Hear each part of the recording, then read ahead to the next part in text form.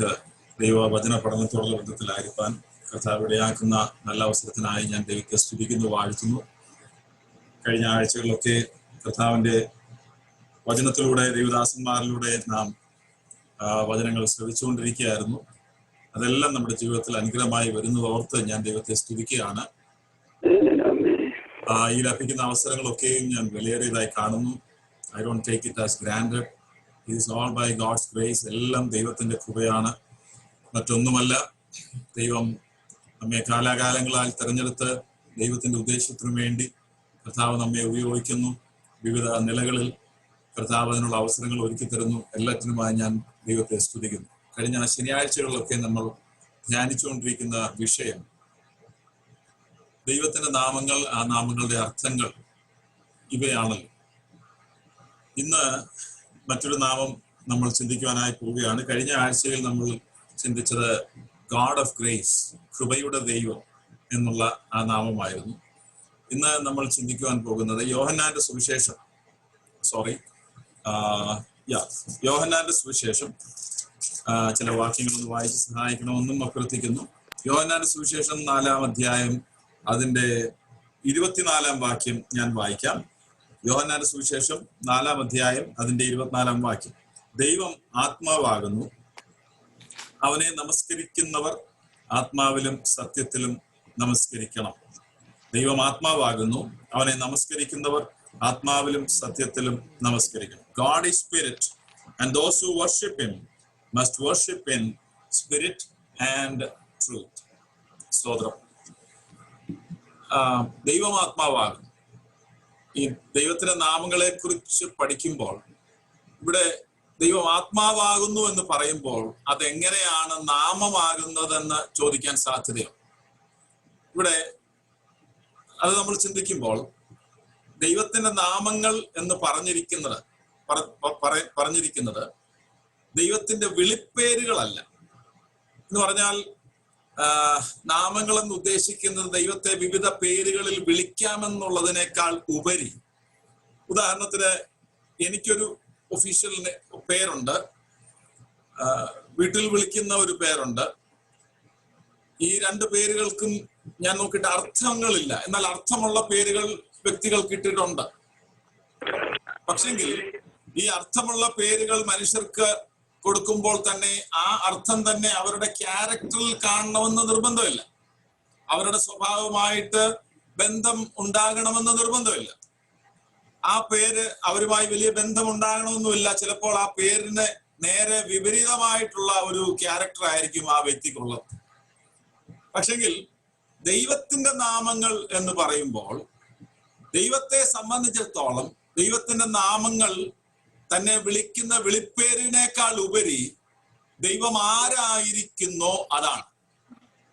എന്ന് പറഞ്ഞാൽ ദൈവത്തിന്റെ നാമങ്ങൾ ദൈവത്തിന്റെ അസ്തിത്വമാണ്.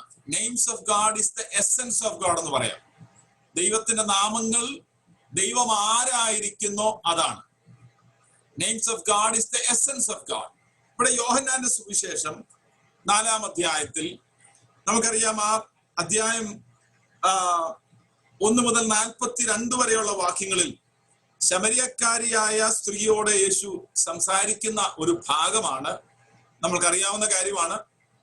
ഇപ്പോൾ ശമരിയക്കാരി സ്ത്രീയോട് തന്റെ സംഭാഷണത്തിൽ ഇപ്രകാരം യേശു തമ്പുരാൻ പറയുകയാണ്, ദൈവം ആത്മാവാകുന്നു. അർത്ഥം എന്താണ്? അതിന്റെ അർത്ഥം എന്താണ്? അതിന് ഒന്ന് നമുക്ക് മനസ്സിലാക്കാൻ കഴിയുന്നത്, ദൈവം ആത്മാവാകുന്നു എന്ന് പറയുമ്പോൾ ഗാഡ് ഈസ് ഇമ്മെറ്റീരിയൽ എന്ന് പറഞ്ഞാൽ താൻ അപ്രാപഞ്ചികനാണ് എന്ന് പറഞ്ഞാൽ പദാർത്ഥങ്ങളിൽ ഒതുങ്ങുന്നവനല്ല ദൈവം. അല്ലെങ്കിൽ ഇപ്രകാരം പറയാം, അഭൗതികനാണ്, ഭൗതികമായ തലത്തിൽ താൻ ഒതുങ്ങുന്നില്ല. എന്തുകൊണ്ടാണ് ദൈവത്തെ ഇമ്മെറ്റീരിയൽ എന്ന് പറയാൻ കഴിയുന്നത്? എപ്രകാരം നമുക്ക് ദൈവത്തെ അഭൗതികനാണ്, ഈ പ്രാപഞ്ചികനല്ല അല്ലെങ്കിൽ അപ്രാപഞ്ചികനാണ് എന്നൊക്കെ എന്തുകൊണ്ട് ദൈവത്തെ കുറിച്ച് പറയുവാൻ കഴിയും? ലോകത്തിൽ ഒരു വ്യക്തിയെ കുറിച്ചും അങ്ങനെ നമുക്ക് പറയുവാൻ സാധിക്കുകയില്ല. ദൈവത്തെ കുറിച്ച് മാത്രമേ അങ്ങനെ പറയുവാൻ സാധിക്കുകയുള്ളൂ. കാരണം ദൈവം ഒഴിച്ച് ബാക്കിയെല്ലാം ദൈവത്തിന്റെ സൃഷ്ടിയാണ്. Apart from God, the rest everything is God's own creation. ദൈവം ഒഴിച്ച് സകലതും ദൈവത്തിന്റെ തന്നെ സൃഷ്ടിയാണ്. തന്റെ തന്നെ സൃഷ്ടിയിൽ താൻ ഒതുങ്ങുന്നില്ല. ഈ ഒരു അവസ്ഥയെ ദൈവവചനത്തിൽ നിന്നും നമുക്ക് പഠിക്കുവാൻ കഴിയുന്നത് ഇപ്രകാരമാണ്: ദൈവം അത്യുത്കൃഷ്ടതയുള്ള ദൈവമാണ്. God is a transcendent God. ഇതൊരു നാമമാണ്, അത്യുത്കൃഷ്ടതയുള്ള ദൈവം. അത് നമ്മൾ കഴിഞ്ഞ 3-4 ആഴ്ചയ്ക്ക് മുമ്പിൽ നമ്മൾ ധ്യാനിച്ചതാണ്. അതിന്റെ എബ്രായ പദം ഗാബ എന്ന ഒരു പദമാണ്. എന്ന് വെച്ചാൽ ദൈവത്തിന്റെ ഉന്നതി കാണിക്കുവാൻ, ദൈവത്തിന്റെ പ്രഭാവം കാണിക്കുവാൻ ദൈവത്തിന് കൊടുത്തിരിക്കുന്ന ഒരു പദമാണ് അത്യുത്കൃഷ്ടതയുള്ള ദൈവം. God is a transcendent God.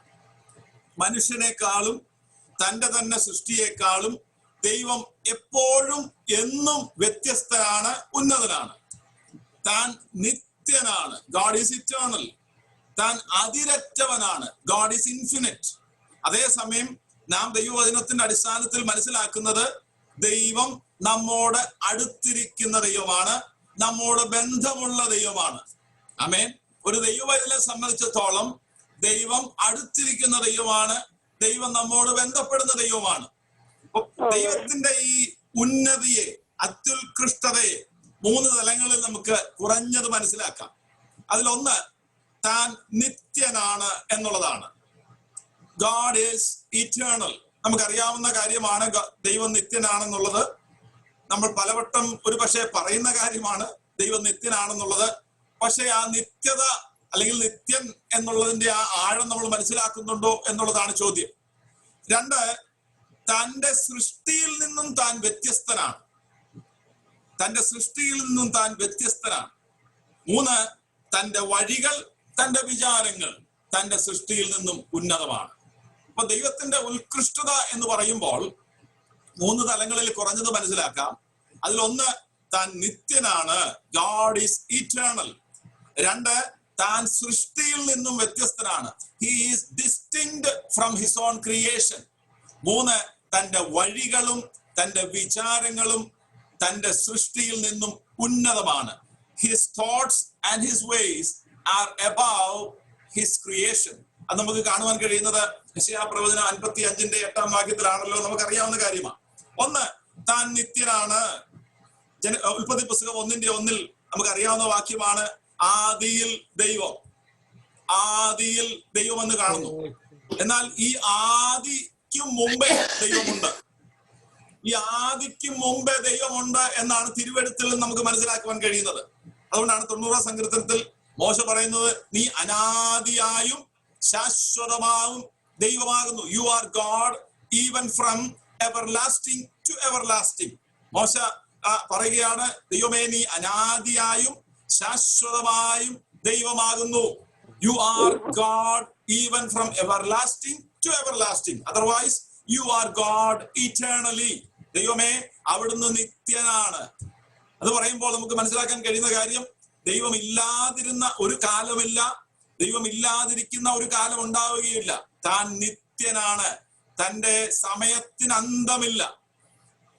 അപ്പോൾ അടുത്തത്, തന്റെ വഴികളും തന്റെ വിചാരങ്ങളും മനുഷ്യരിൽ നിന്നും തന്റെ സൃഷ്ടിയിൽ നിന്നും ഉന്നതമാണ്. നമുക്കറിയാം 55-ാം അധ്യായം അതിന്റെ 8-ാം വാക്യത്തിൽ യെശയ്യാപ്രവചനത്തിൽ പ്രവാചകനിലൂടെ ദൈവം തമ്പുരാൻ പറയുകയാണ്, ഇപ്രകാരമാണ് പറയുന്നത്, എന്റെ വിചാരങ്ങൾ നിങ്ങളുടെ വിചാരങ്ങളല്ല, നിങ്ങളുടെ വഴികൾ എന്റെ വഴികളുമല്ല എന്ന് യഹോവ അരുളി ചെയ്യുന്നു. എന്റെ വിചാരങ്ങൾ നിങ്ങളുടെ വിചാരങ്ങൾ അല്ലെന്നാ പറഞ്ഞേക്കുന്നത്. നിങ്ങൾക്ക് എന്നെ മനസ്സിലാക്കാൻ കഴിയത്തില്ലെന്നല്ല, ദൈവം പറയുകയാണ്, ഞാനൊരു വിചാരം വിചാരിക്കുന്നത് നിങ്ങൾ വിചാരിക്കുന്നതല്ല. അങ്ങനെ പറയുമ്പോ ദൈവമായിട്ട് ഏറ്റവും അടുത്തിരിക്കുന്ന ബന്ധമുണ്ടെന്ന് പറയുന്നവർക്കെതിരെയും അല്ലെങ്കിൽ അവരെ നോക്കിയും ദൈവം പറയുന്നത്, നീ മനുഷ്യനാണോ? എന്റെ വിചാരവും നിങ്ങളുടെ വിചാരവും തമ്മിൽ വ്യത്യാസമുണ്ട്. എന്റെ വഴിയും നിങ്ങളുടെ വഴിയും തമ്മിൽ വ്യത്യാസമുണ്ട്. അതിന് കാരണം എന്താണെന്ന് ചോദിച്ചാൽ, മനുഷ്യന്റെ പരിമിതിയെയാണ് അത് സൂചിപ്പിക്കുന്നത്. മനുഷ്യന്റെ ലിമിറ്റിനെയാണ് അത് സൂചിപ്പിക്കുന്നത്. അപ്രമേയനായ ദൈവത്തിന്റെ ചിന്തകളെ ഉൾക്കൊള്ളുവാൻ തക്കവണ്ണം മനുഷ്യന്റെ ബുദ്ധിക്ക് വികാസമില്ല. ദൈവം ഒരു കാര്യം, നമ്മൾ പല ചോദ്യങ്ങളും ദൈവത്തോട് ചോദിക്കുന്നവരുണ്ട്. അത് വിശ്വാസികളും ചോദിക്കും, അവിശ്വാസികളും ചോദിക്കും. ദൈവം ഇല്ലെന്ന് പറഞ്ഞവരും ദൈവത്തോട് ചോദ്യം ചോദിക്കും. അതാ അതിന്റെ വിരോധാഭാസം എന്ന് പറയുന്നത്. ദൈവം ഇല്ലെന്നൊരു സൈഡിൽ പറയുകയും അതേസമയം തന്നെ ദൈവത്തോട് ചോദ്യങ്ങൾ ചോദിക്കുകയും ചെയ്യുന്ന നിരീശ്വരവാദികളെ നമുക്കറിയാം. അപ്പോൾ ഈ ചോദ്യങ്ങൾക്കൊന്നും ദൈവം മറുപടി തരാത്തതിന്റെ ഒരു കാര്യം പറഞ്ഞാൽ നമുക്ക് മനസ്സിലാകത്തില്ല എന്നതുകൊണ്ടാണ്. കാരണം മനുഷ്യന്റെ ബുദ്ധിക്കും അവന്റെ ചിന്തകൾക്കും അതീതനാണ് ഈ ദൈവം. ഈ താൻ വളരെ ബുദ്ധിമാനാണെന്ന് ഒട്ടുമുക്കാൽ മനുഷ്യര് വിചാരിക്കുമെങ്കിലും പല കാര്യങ്ങളും മനുഷ്യന് അറിയാൻ കഴിയുന്നില്ല എന്നുള്ളതാണ് സത്യം. അവന്റെ ജ്ഞാനം പരിമിതമാണ്. എന്നാൽ ദൈവത്തെ പറ്റി 147 സങ്കീർത്തനം അതിന്റെ 5-ാം വാക്യത്തിൽ പറഞ്ഞിരിക്കുന്നത്, നിന്റെ വിവേകത്തിന് അന്തമില്ല. വിവേകം എന്നുള്ളതിന് അവിടെ പറഞ്ഞിരിക്കുന്നത് നോളജ്. ദൈവത്തിന്റെ അറിവിന് അന്തമില്ലെന്ന്. ആ ഒരു ദൈവം, സ്തോത്രം. അടുത്തത് ദൈവത്തിന്റെ അത്യുത്കൃഷ്ടത എന്ന് പറയുമ്പോൾ, ഒന്ന്, ഗാഡ് ഇസ് ഇൻഫിനിറ്റ്, അതായത് ദൈവം അനന്തമാണ്. 2, ദൈവത്തിന്റെ അത്യുത്കൃഷ്ടത എന്ന് പറയുമ്പോൾ അവന്റെ വഴികളും അവന്റെ വിചാരങ്ങളും മനുഷ്യന്റെ ചിന്തയും മനുഷ്യന്റെ വിചാരങ്ങളെക്കാളിലും ഉന്നതമാണ്. സ്തോത്രം. അപ്പോൾ അടുത്തത്, മൂന്നാമത് കാണുന്നത്, തന്റെ സൃഷ്ടിയിൽ നിന്നും ദൈവം വ്യത്യസ്തനാണ്. തന്റെ സൃഷ്ടിയിൽ നിന്നും ദൈവം വ്യത്യസ്തനാണ്. അതെന്താണ് സൃഷ്ടിയിൽ നിന്നും വ്യത്യസ്തനാണെന്ന് പറയുന്നത്? അതായത് നാം ധ്യാനിച്ചു തുടങ്ങിയത് ദൈവം ആത്മാവാകുന്നു എന്ന വിഷയമാണല്ലോ. ദൈവം ആത്മാവാകുന്നു, ഗോഡ് ഈസ് സ്പിരിറ്റ്. അർത്ഥാൽ ദൈവം അപ്രാപഞ്ചികനാകുന്നു. God is immaterial. God is not limited to material things. താൻ തന്നെ സൃഷ്ടിയിൽ ഒതുങ്ങുന്നവനല്ല. He is not limited to his own creation. He is not constrained by it. തന്റെ സൃഷ്ടിയിൽ അല്ലെങ്കിൽ പദാർത്ഥങ്ങളിൽ താൻ പരിമിതനല്ല. താൻ തന്റെ സൃഷ്ടിയിൽ നിലനിൽക്കുന്നില്ല. He is distinct. താൻ വ്യത്യസ്തനാണ്. തനിക്ക് തന്റെ സൃഷ്ടിയിൽ നിന്നും ഒരാവശ്യവുമില്ല. മനുഷ്യർ ഒരു കാര്യം സൃഷ്ടിച്ചാൽ അവരുടെ ആവശ്യത്തിന് വേണ്ടിയാണ് സൃഷ്ടിക്കുന്നത്. എന്നാൽ ദൈവം സൃഷ്ടിച്ച സൃഷ്ടിയിൽ നിന്നും തനിക്ക് ആവശ്യങ്ങളില്ല, ആഗ്രഹങ്ങളുണ്ട്. ആവശ്യങ്ങളില്ല. ബിക്കോസ് എന്തുകൊണ്ടാണെന്ന് ചോദിച്ചാൽ, ദൈവം സ്വയം സ്ഥിതനാണ്, ദൈവം പൂർണ്ണനാണ്. തനിക്ക് ഒരു ആവശ്യവുമില്ല മറ്റുള്ളവരിൽ നിന്ന്, സൃഷ്ടിയിൽ നിന്ന്. ദൈവം പൂർണ്ണനാണ്. He is complete. തനിക്ക് തന്റെ സൃഷ്ടിയിൽ നിന്ന് ഒരു ആവശ്യവുമില്ല. He needs nothing from it, but he is greatly involved in it. എന്നാൽ താൻ തന്റെ സൃഷ്ടിയിൽ അഗാധമായി പങ്കുചേർന്നിരിക്കുന്നവനാണ്. സൃഷ്ടിച്ച ശേഷം അങ്ങ് ദൂരെ മാറിയിരുന്ന് ഇതെല്ലാം കണ്ടുകൊണ്ടിരിക്കുന്ന ഒരു ദൈവമല്ല. തന്റെ സൃഷ്ടിയിൽ നിന്ന് ഒരാവശ്യവും ഇല്ലെങ്കിലും എല്ലാ സമയങ്ങളിലും തന്റെ സൃഷ്ടിയിൽ താൻ അഗാധമായി പങ്കുചേർന്നു കൊണ്ടിരിക്കുന്ന ദൈവമാണ്. Even though God cannot be constrained in his creation, he is greatly, immensely, intimately involved in his creation. അപ്പോൾ ദൈവം ആത്മാവാകുന്നു എന്നത് കൊണ്ട് നാം ആദ്യം മനസ്സിലാക്കുന്നത്, ദൈവം അപ്രാപഞ്ചികനാണ്. God is immaterial. 2, ദൈവം ആത്മാവാകുന്നു എന്ന് പറയുമ്പോൾ നാം മനസ്സിലാക്കേണ്ടത്, God is infinite അല്ലെങ്കിൽ infinite. ദൈവം അനന്തമായവനാണ്. He doesn't have a limit for his being.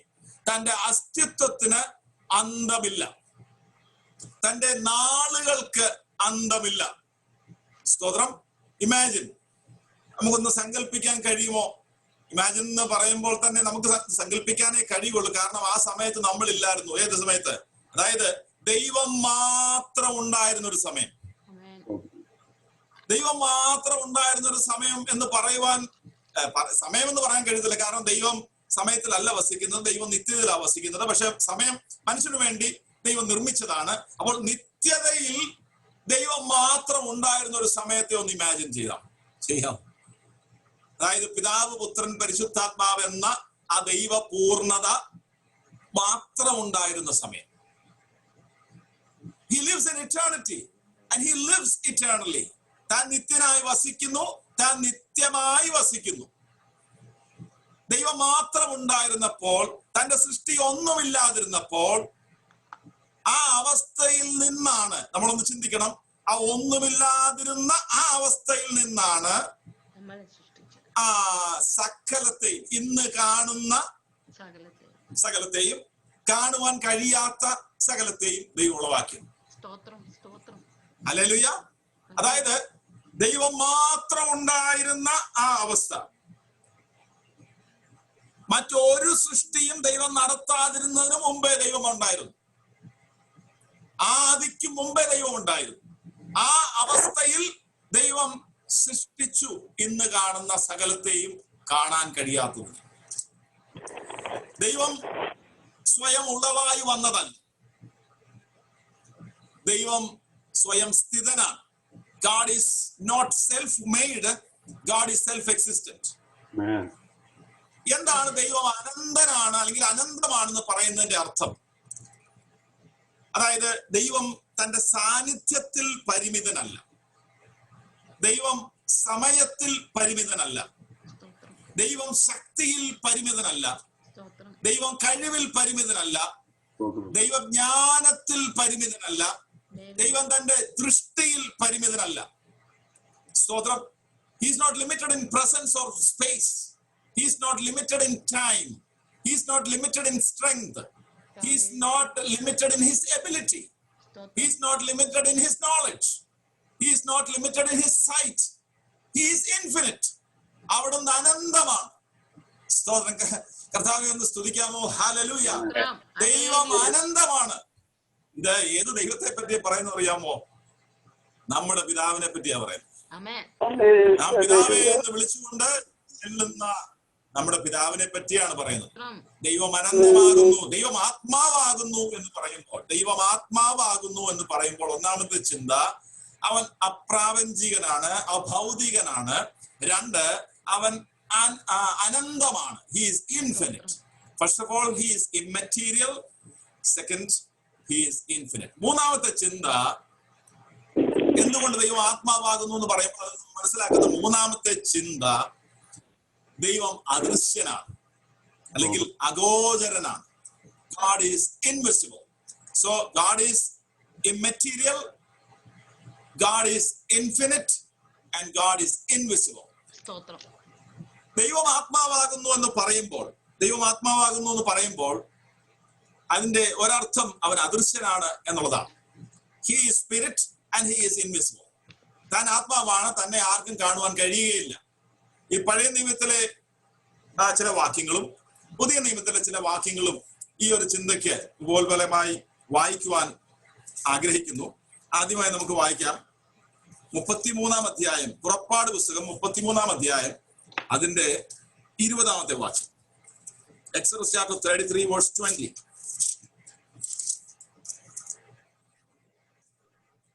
ഇപ്രകാരമാണ്, നിനക്ക് എന്റെ മുഖം കാണുവാൻ കഴിയുകയില്ല, ഒരു മനുഷ്യനും എന്നെ കണ്ടാൽ ജീവനോടെ ഇരിക്കയില്ല എന്നും അവൻ കൽപ്പിച്ചു.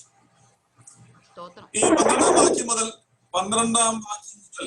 നമ്മൾ നോക്കുമ്പോൾ മോശയും ദൈവം തമ്പുരാനും തമ്മിലുള്ള കോൺവെർസേഷനാണ്. മോശ പറയാ, എന്നോട് കൃപ തോന്നണേ. ദൈവം പറയാ, നിന്നോട് എനിക്ക് കൃപ തോന്നിയിരിക്കുന്നു. മോശയോട് ദൈവം പറയാ, നിനക്ക് ഞാൻ സ്വസ്ഥത നൽകും. അപ്പൊ മോശ പറയാ, നീ എന്നോട് കൂടെ പോരണം, അങ്ങനെയല്ലയോ എനിക്ക് മനസ്സിലാകുന്നത് കൃപ ഉണ്ടെന്നുള്ളത്. അപ്പൊ ദൈവം പറയാ, നിന്നോട് എനിക്ക് കൃപ തോന്നിയിരിക്കുന്നു. എന്നിട്ട് ദൈവം പറയാ, കൃപ ചെയ്യുവാൻ എനിക്ക് മനസ്സുള്ളവനോട് ഞാൻ കൃപ ചെയ്യും, കരുണ ചെയ്യുവാൻ മനസ്സുള്ളവനോട് ഞാൻ കരുണ കാണിക്കും. അപ്പൊ ദൈവത്തോട് മോശ പറയുക, എനിക്ക് നിന്നെ ഒന്ന് കാണണം. അതിന് മറുപടിയായിട്ട് ദൈവം തമ്പുരാൻ പറയുക, പക്ഷേ നിനക്ക് എന്നെ കാണാൻ കഴിയത്തില്ല. സ്തോത്രം. ഒരു നല്ല കോൺവെർസേഷൻ നടന്നുകൊണ്ടിരിക്കുക അവിടെ മോശയും ദൈവവും തമ്മിൽ. ഒരു സുഹൃത്ത് സംസാരിച്ചുകൊണ്ടിരിക്കുകയാണ്. കൃപ തോന്നാം, കൂടെ വരാം. പിന്നെ എനിക്ക് ഇഷ്ടമുള്ളതിനോട് ഞാൻ കൃപ ചെയ്യും, എനിക്ക് കരുണ കാണിക്കുന്നതിനോട് ഞാൻ കരുണ കാണിക്കും. അപ്പൊ പറയാ, എനിക്ക് മുഖം ഒന്ന് കാണണം. ദൈവം പറയാ, നിനക്ക് എന്റെ മുഖം കാണാൻ പറ്റത്തില്ല. മോശ അത് ഒരു പക്ഷെങ്കിൽ ഞാൻ ഈ ബൈബിള് വായിക്കുമ്പോൾ ഈ എഴുതിയിരിക്കുന്നത് നമുക്കറിയാവുന്ന കാര്യമാണ്, നമ്മൾ അറിയേണ്ട കാര്യമാണ്. പക്ഷെ ഇതിനകത്ത് ലിമിറ്റഡ് ആണോ എന്ന് എനിക്കറിയത്തില്ല. കോൺവെർസേഷൻ കുറെ കാര്യം കൂടി ചോദിച്ചിട്ടുണ്ടാവും. അതായത് നിർബന്ധിച്ച ഒരു പക്ഷെ ചോദിച്ചില്ല, പക്ഷെ എന്തുകൊണ്ടാണ് എനിക്ക് കാണാൻ വയ്യാത്ത എന്ന് ചോദിച്ചിട്ടുണ്ടാവും. അപ്പോ ദൈവം പറഞ്ഞു, മോശെ അത് നിന്റെ പ്രശ്നമല്ല, നിനക്ക് മാത്രമല്ല ആർക്കും ഒരു മനുഷ്യർക്കും എന്നെ കാണാൻ സാധിക്കും. The problem is not with you, Moses. അതായത് ദാവീദ് ഒരു ആലയം പണിയാൻ ആഗ്രഹിച്ചപ്പോ നീ പണിയണ്ടെന്നാ പറഞ്ഞു. നിന്റെ മകൻ പണിഞ്ഞോളൂ, കാരണം നിന്റെ കൈ രക്തം ചിന്തിയിരിക്കും. അപ്പൊ അതുപോലല്ല ഇവിടെ മോശയോട് പറഞ്ഞത്. നിനക്ക് എന്നെ കാണാൻ വയ്യ എന്നല്ല പറഞ്ഞത്. എന്ന് പറഞ്ഞാൽ നിനക്ക് you have some problem with you, so you cannot see me, the rest everyone can. അങ്ങനല്ല ദൈവം പറഞ്ഞത്. ആർക്കും കാണാൻ കഴിയത്തില്ല. മോശയ്ക്ക് മാത്രമല്ല, ആർക്കും കാണാൻ കഴിയത്തില്ല. മോശയോട് ദൈവം പറയാം, the problem is not with you, Moses, the problem is with the entire humankind. മോശ, നിനക്ക് മാത്രമുള്ള ഒരു പ്രശ്നമല്ല ഇത്, മുഴുവൻ മാനവജാതിക്കുമുള്ള ഒരു പ്രശ്നമാണ്. അവിടുത്തെ മുഖം കാണാൻ സാധിക്കത്തില്ല. അപ്പോ ദൈവമേ, എന്തുകൊണ്ടാണ് നീ അങ്ങനെ പറയുന്നത്? എന്തുകൊണ്ടാണ് ഞങ്ങൾക്ക് കാണാൻ വയ്യാത്തെ? ദൈവം പറയുക, കണ്ടാൽ, എന്റെ മുഖം കണ്ടാൽ ഒരു മനുഷ്യനും ജീവനോടിരിക്കത്തില്ല. അപ്പോ ഞാനിങ്ങനെ ചിന്തിച്ചുകൊണ്ടിരിക്കുകയായിരുന്നു. ഈ ഭാഗം ചിന്തിക്കുമ്പോ മുഖം കണ്ടാൽ മനുഷ്യൻ ജീവിച്ചിരിക്കുവാൻ കഴിയാതെ വണ്ണം ഉന്നതമായിരിക്കുന്ന ഈ ദൈവത്തിന്റെ പേരിലാണ് ഇന്ന് മാക്സിമം തട്ടിപ്പുകൾ ആത്മീയ കോളത്തിൽ നടക്കുന്നത്. മുഖം കണ്ടാൽ അതോടെ തീരും മനുഷ്യന്റെ പരിപാടി. പക്ഷെ മനുഷ്യൻ അത് മനസ്സിലാക്കുന്നില്ല. അപ്പൊ നമുക്ക് മനസ്സിലാക്കാൻ കഴിയുന്നത് അവർക്ക് സത്യദൈവത്തെ കുറിച്ചൊരു പരിജ്ഞാനമില്ല എന്നുള്ളതാണ്. അറിയാമായിരുന്നെങ്കിൽ ദൈവം ഒന്ന് നോക്കിയാൽ ഒരു മനുഷ്യന് നിലനിൽക്കുകയില്ല എന്നുള്ളത് അറിയാമായിരുന്നെങ്കിൽ എത്രയോ ഭയത്തോടെ ആയിരുന്നേനെ. അപ്പോൾ ദൈവം പറയുക, എനിക്ക് എന്റെ മുഖം ഒരു മനുഷ്യനും കാണുവാൻ കഴിയത്തില്ല. God is invisible. അടുത്തത് യോഹന്നാന്റെ സുവിശേഷം അതിന്റെ 1-ാം അധ്യായം 18-ാം വാക്യം. യോഹന്നാന്റെ സുവിശേഷം 1-ാം അധ്യായം അതിന്റെ 18-ാം വാക്യത്തിൽ, ദൈവത്തെ ആരും ഒരു നാളും കണ്ടിട്ടില്ല, പിതാവിന്റെ മടിയിൽ ഇരിക്കുന്ന ഏകജാതനായ പുത്രൻ അവനെ വെളിപ്പെടുത്തിയിരിക്കുന്നു. സ്തോത്രം. ഒരു അനുഗ്രഹിക്കപ്പെട്ട വചനമാണ് അവിടെ പറഞ്ഞിരിക്കുന്നത്.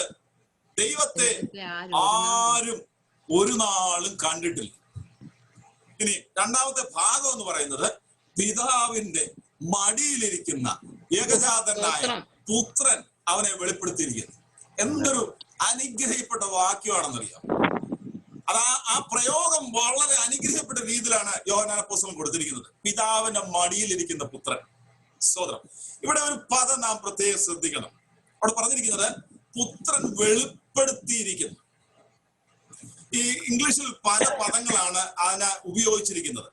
ഇംഗ്ലീഷിൽ പറഞ്ഞിരിക്കുന്നത്, ഇപ്പൊ ഞാൻ ഉപയോഗിക്കുന്ന NASB ട്രാൻസ്ലേഷനിൽ പറഞ്ഞിരിക്കുന്നത്, no one has seen God at any time, the only begotten God who is in the bosom of the Father, he has explained him എന്നാ പറഞ്ഞേക്കുന്നത്. എന്നാല് ഞാൻ വിവിധ ട്രാൻസ്ലേഷനുകളിൽ പല വാക്കുകളാണ് കൊടുത്തിരിക്കുന്നത്. ഇപ്പൊ ഇംഗ്ലീഷിലെ 28ഓളം ട്രാൻസ്ലേഷനുകൾ എന്ന് പറയുമ്പോ, അയ്യോ പാസ്റ്റർ ഇതെല്ലാം വായിച്ചില്ലയോ? നോ. നമുക്ക് ഇന്ന് നാം പാർക്കുന്ന ഈ രാജ്യവും ഈ സമയവും ദൈവവചനം പഠിക്കുവാനും പഠിപ്പിക്കുവാനും അനേകർക്ക് അത് പകർന്നു കൊടുക്കുവാനും അത്ര കണ്ട് ടെക്നോളജിക്കലി സൗണ്ട് ആയിട്ടുള്ള ഒരു സമയത്താണ് നമ്മൾ ജീവിക്കുന്നത്. അതുകൊണ്ട് പല വെബ്സൈറ്റുകളും കൊണ്ട് നമുക്ക് വചനം നന്നായിട്ട് പെട്ടെന്ന് തന്നെ മനസ്സിലാകത്തക്ക രീതിയിൽ പഠിക്കുവാനും പഠിപ്പിക്കുവാനും തക്കമുണ്ട്. അപ്പൊ ഒരു വെബ്സൈറ്റിൽ ചെന്ന് കഴിഞ്ഞാൽ ഒരു വാക്യത്തിന്റെ പല ട്രാൻസ്ലേഷൻ, 28ഓളം ട്രാൻസ്ലേഷൻ ഒരുമിച്ച് വരും. അപ്പൊ ഈ സമയം ഞാൻ ഇവിടെ ഇരിക്കുകയായിരുന്നു. ഇവിടെ നിന്ന് വാട്സാപ്പിലെ കണ്ട മെസ്സേജുകളെല്ലാം ഇങ്ങനെ ഫോർവേഡ് ചെയ്തുകൊണ്ടിരിക്കുന്നതിന് പകരം ഈ വെബ്സൈറ്റുകളൊക്കെ കയറി ദൈവവചനം പഠിക്കാൻ പറ്റിയ എത്രയോ നല്ലതായിരുന്നു. അതുകൊണ്ട് തന്നെയാണെന്ന് തോന്നുന്നു വാട്സാപ്പിൽ ചില വിഷയങ്ങൾ, ചില മെസ്സേജുകൾ കൂടുതൽ ഫോർവേഡ് ചെയ്യാൻ ഇപ്പൊ പറ്റത്തില്ല. പറ്റുകഴിഞ്ഞാൽ അവിടെ പറയും, this has been forward many times എന്ന് പറയും. അവർ തന്നെ മടുത്തു ഇപ്പൊ ഫോർവേഡ് ചെയ്യും. അതിന് പകരം ഈ വചനമൊക്കെ ഒന്ന് പഠിക്കാൻ തക്കവണ്ണം നമുക്ക് പറ്റിയാൽ അത്രയ്ക്കും റിസോഴ്സസ് അവൈലബിൾ ആണെന്നാണ് ഞാൻ പറഞ്ഞത്. അപ്പൊ 28ഓളം ട്രാൻസ്ലേഷനുകൾ നോക്കിയപ്പോൾ 5 പ്രധാന വാക്കുകളാണ് കൊടുത്തിരിക്കുന്നത്. ഒന്ന്, മെയ്ഡ് ഹിം നോൺ, ഇപ്പൊ ആൻഡി പറഞ്ഞ പോലെ made him known. 2, revealed God. 3, explained him. 4, declared about him. 5, shown us what God is like. എന്ന് പറഞ്ഞാൽ മടിയിലിരിക്കുന്ന പുത്രൻ തമ്പുരാൻ ദൈവത്തെ കുറിച്ച് അറിയിച്ചു, ദൈവത്തെ കുറിച്ച് വെളിപ്പെടുത്തി, ദൈവത്തെ കുറിച്ച് വിവരിച്ചു കൊടുത്തു, ദൈവത്തെ കുറിച്ച് പ്രഖ്യാപിച്ചു, ദൈവം എങ്ങനെയാണെന്ന് ജീവിതത്തിൽ കാണിച്ചു കൊടുത്തു. Hallelujah, hallelujah.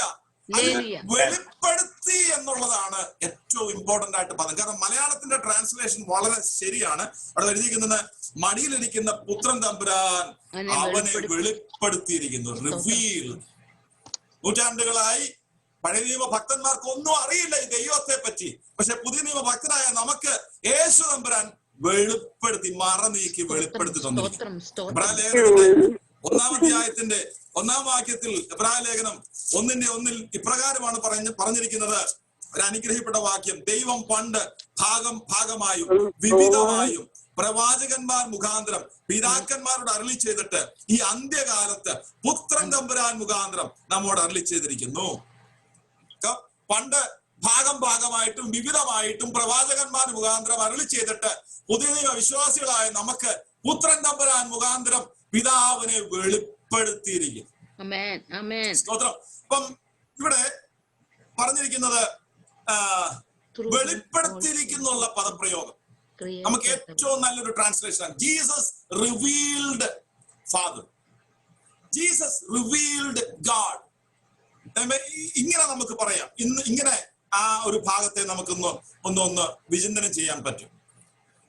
അദൃശ്യനായ ദൈവത്തെ ആർക്കും കാണാൻ കഴിയത്തില്ലെന്ന് അവിടെ തന്നെ പറഞ്ഞിരിക്കുന്നു. അദൃശ്യനായ ദൈവത്തിന്റെ ദൃശ്യരൂപത്തിലുള്ള വെളിപ്പാടാണ് യേശു തമ്പുരാൻ. ദൈവത്തെ ആരും ഒരു നാളും കണ്ടിട്ടില്ല. അവന്റെ മടിയിലിരുന്ന ഏകജാതനായ പുത്രൻ അവനെ വെളിപ്പെടുത്തിയിരിക്കുന്നു എന്ന് പറയുമ്പോൾ അദൃശ്യനായ ദൈവത്തിന്റെ ദൃശ്യരൂപത്തിലുള്ള വെളിപ്പാടാണ് യേശു ക്രിസ്തു. ഞാൻ ഉപയോഗിക്കുന്ന ട്രാൻസ്ലേഷനിൽ ഇംഗ്ലീഷിൽ നോക്കിയപ്പോ വേറൊരു കാര്യം ഇവിടെ പ്രധാനമായിട്ടും പറഞ്ഞിരിക്കുന്നത്, no one has seen God at any time. മലയാളത്തിൽ വേറെ തന്നെയാ. ദൈവത്തെ ആരും ഒരു നാളും കണ്ടിട്ടില്ല. പിതാവിന്റെ മടിയിലിരിക്കുന്ന ഏകജാതനായ പുത്രൻ എന്ന് മലയാളത്തിൽ കൊടുത്തിരിക്കുമ്പോൾ ഇംഗ്ലീഷിൽ പറഞ്ഞിരിക്കുന്നത് ദ ഓൺലി ബിഗോട്ടൺ സൺ എന്നല്ല, ദ ഓൺലി ബിഗോട്ടൺ ഗോഡ് എന്ന. The only begotten God who is in the bosom of the Father, he has explained him. ഈ translation, NASB translation begotten son എന്നതിന് പകരം begotten God എന്നാണ് കൊടുത്തിരിക്കുന്നത്. Begotten God who is in the bosom of the Father. അത് യേശുവിന്റെ ദൈവത്വത്തെ വ്യക്തമാക്കി കൊടുക്കുന്നതാണ്. Praise the Lord. ഞാനപ്പോ അതിന്റെ മൂലഭാഷ ഗ്രീക്ക് നോക്കിയപ്പം begotten God എന്ന് തന്നെയാ അവിടെ കൊടുത്തിരിക്കുന്നത്. തിയോസ് എന്ന പദമാ, ദൈവം. അപ്പോൾ ദൈവം, യേശു ദൈവമാണെന്ന് കാണിക്കാമോ എന്ന് ചോദിച്ചു കഴിഞ്ഞാൽ ഈ ഒരു വചനമുണ്ട്.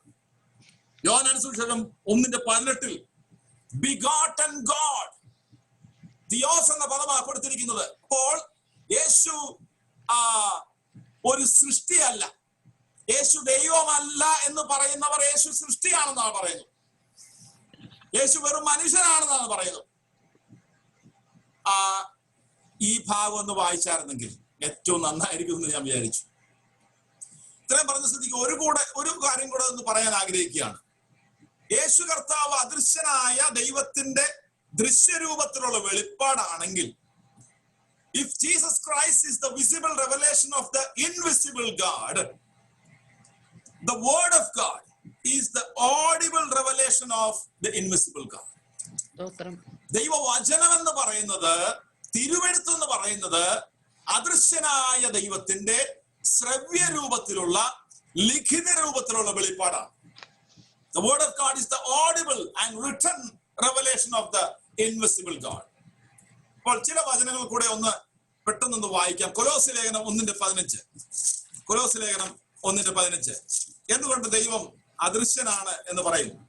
അവൻ അദൃശ്യനായ ദൈവത്തിന്റെ പ്രതിമ, സർവ സൃഷ്ടിക്കും ആദ്യജാതൻ ആകുന്നു. ദൈവത്തെ കുറിച്ചാണ് പറഞ്ഞിരിക്കുന്നത്. അവൻ അദൃശ്യനായ ദൈവം. ആ ദൈവത്തിന്റെ പ്രതിമയാണ് യേശു കർത്താവ്. പക്ഷെ ദൈവത്തെ കുറിച്ച് അവിടെ പറഞ്ഞിരിക്കുന്നത് he is invisible. He is the image of invisible God. അദൃശ്യനായ ദൈവത്തിന്റെ പ്രതിമ. യോഹന്നാന്റെ 1-ാം ലേഖനം അതിന്റെ 4-ാം അധ്യായം 12-ാം വാക്യത്തിൽ ഇപ്രകാരം പറയുന്നു, ദൈവത്തെ ആരും ഒരു നാളും കണ്ടിട്ടില്ല. ദൈവത്തെ ആരും ഒരു നാളും കണ്ടിട്ടില്ല. റോമാലേഖനം അതിന്റെ 1-ാം അധ്യായം അതിന്റെ 20-ാം വാക്യത്തിൽ ഇപ്രകാരമാണ് പറയുന്നത്, അവന്റെ നിത്യശക്തിയും ദിവ്യത്വമായ അവന്റെ അദൃശ്യ ലക്ഷണങ്ങൾ. തിമോത്തിയോസിന്റെ 1-ാം ലേഖനം, ഇത് ഇമ്പോർട്ടന്റ് ആയിട്ടൊരു വാക്യമാണ്. തിമോത്തിയോസിന്റെ 1-ാം ലേഖനം അതിന്റെ 1-ാം അധ്യായം അതിന്റെ 17-ാം വാക്യത്തിൽ ഇപ്രകാരമാണ് പറയുന്നത്, നിത്യരാജാവായി അക്ഷയനും അദൃശ്യനുമായ ഏകദൈവം. അപ്പൊ ദൈവം ഇൻവെസിബിൾ ആണെന്ന് പറയുന്നതിന് ഉപോത്ബലമായുള്ള വാക്യങ്ങളാണിത്. തിമോത്തിയോസിന്റെ 1-ാം ലേഖനം 1:17. അവൻ അദൃശ്യനായ ദൈവമാണ്. 6:16 കൂടെ ഒന്ന് വായിച്ചാൽ നമുക്ക് കാണുവാൻ കഴിയുന്നത്, ധന്യനായ ഏകാധിപതി, രാജാതി രാജാവ്, കർത്താതി കർത്താവ്, താൻ മാത്രം അമർത്യതയുള്ളവനും അടുത്തുകൂടാത്ത വെളിച്ചത്തിൽ വസിക്കുന്നവനും മനുഷ്യർ ആരും കാണാത്തവനും കഴിയാത്തവനുമായ ദൈവം. സ്തോത്രം. യോഹന്നാൻ 4:24 ഹല്ലേലൂയ, അവിടെ ദൈവം ആത്മാവാകുന്നു എന്നുള്ളതിന് കൊടുത്തിരിക്കുന്ന ആ പദത്തിന്റെ എബ്രായ പദം റുവാഹ് എന്നാണ്. റുവാഹ്.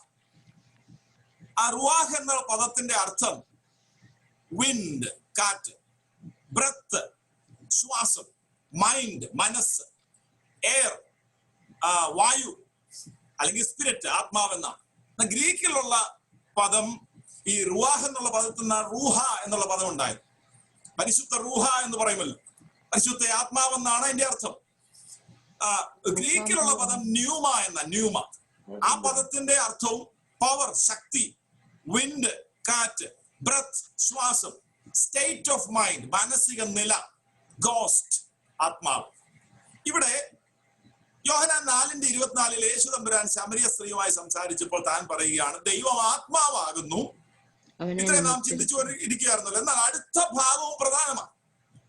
ആ വാക്യം മുഴുവൻ ഒന്ന് വായിക്കാമോ? യോഹന്നാന്റെ സുവിശേഷം 4-ാം അധ്യായം അതിന്റെ 24-ാം വാക്യം മുഴുവൻ ഒന്ന് വായിക്കാമോ? ദൈവം ആത്മാവാകുന്നു, അവനെ നമസ്കരിക്കുന്നവർ ആത്മാവിലും സത്യത്തിലും നമസ്കരിക്കണം. ദൈവം ആത്മാവാകുന്നു, അവനെ നമസ്കരിക്കുന്നവർ ആത്മാവിലും സത്യത്തിലും നമസ്കരിക്കണം. എന്താണ് ആത്മാവിൽ നമസ്കരിക്കണം എന്നതുകൊണ്ട് അർത്ഥമാക്കുന്നത്? ഈ വചനഭാഗത്ത് ഇംഗ്ലീഷിൽ worship in spirit and truth എന്നാണ് പറഞ്ഞിരിക്കുന്നത്.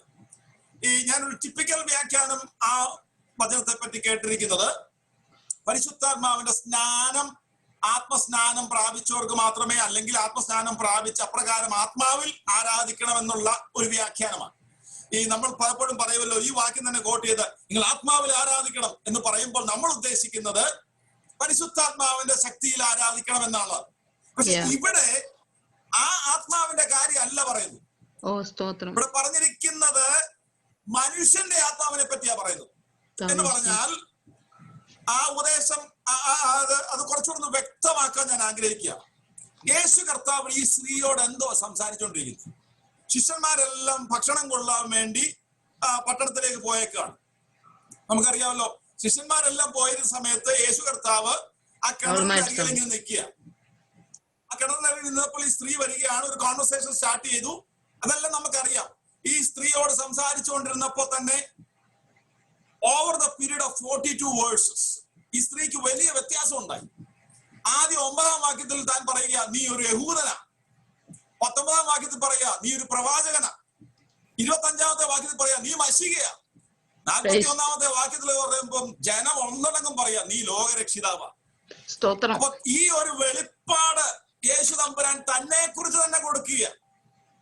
ഇവിടെ യേശു കർത്താവ് തന്നെ കുറിച്ച് തന്നെ വെളിപ്പെടുത്തി കൊടുത്തപ്പോൾ ഞാൻ വിവരിക്കുന്നില്ല.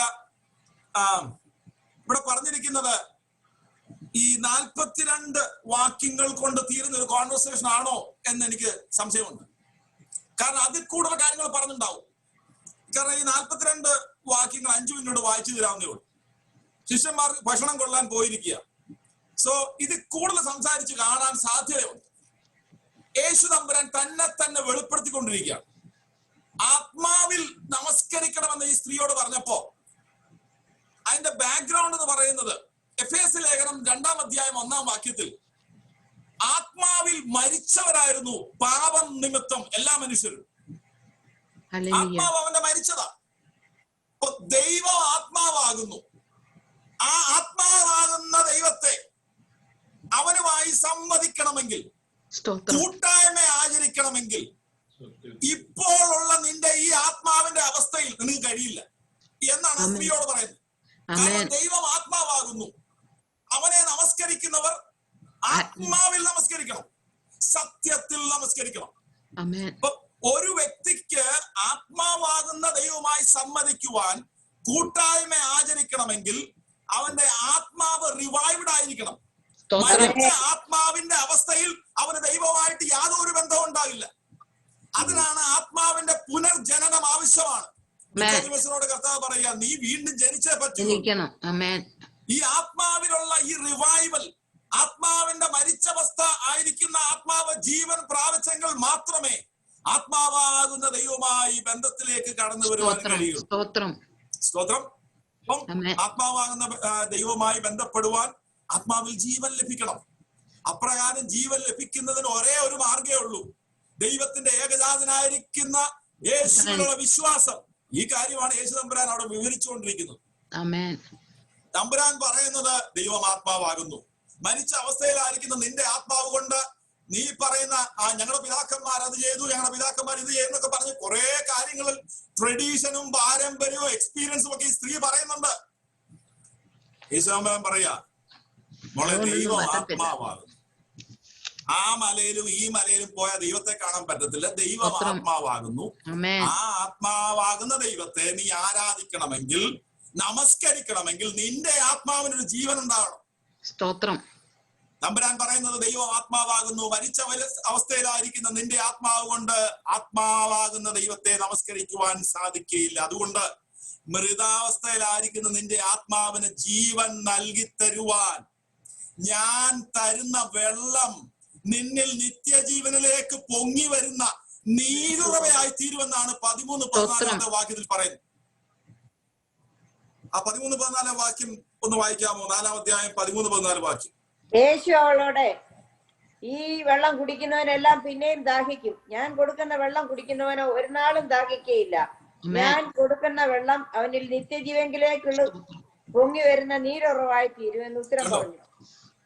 യേശു തമ്പുരാൻ തന്നെ കുറിച്ച് വെളിപ്പെടുത്തിയിട്ട് പറയുക, ഞാൻ വെള്ളം തരാം. ആ വെള്ളം നിന്നിൽ നിന്നും പുറപ്പെടുന്ന രീതിയിലേക്ക് മാറും.